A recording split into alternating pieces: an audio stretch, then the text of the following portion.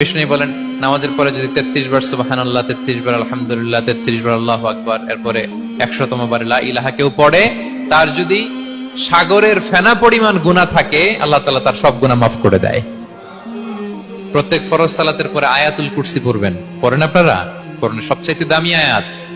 বিশ্বনবী বলেন মান ক্বারা আয়াতাল কুরসি দুবরা কুল্লি সালাতিন মাকতুবাতিন লাম ইয়ামনাহু মিন দুখুলিল জান্নাতি ইল্লাল মাউত।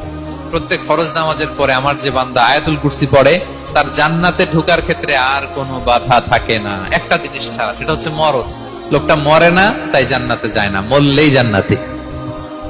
আরো আস্তে সুবহানাল্লাহ পড়বেন, পড়বেন আয়াতুল কুরসি।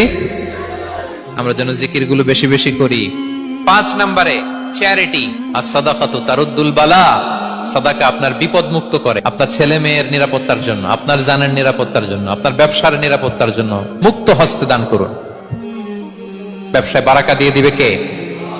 সুযোগ হলে গোপনে দান করুন। 7 শ্রেণীর ব্যক্তিকে আল্লাহ তাআলা আরশের নিচে ছায়া দিবেন। এর মধ্যে 1 শ্রেণীর ব্যক্তি হচ্ছে রজুলুন তাসাদ্দাকা বিসাদাকা ফাআখফাহা, যে গোপনে দান করে, হাত্তা লা তা'লামু শিমালুহু মা তুনফিকু ইয়ামিনু, এত গোপনে দান করে যে তার ডান হাত কি দান করেছে বাঁ হাত সেটা টের পায় না।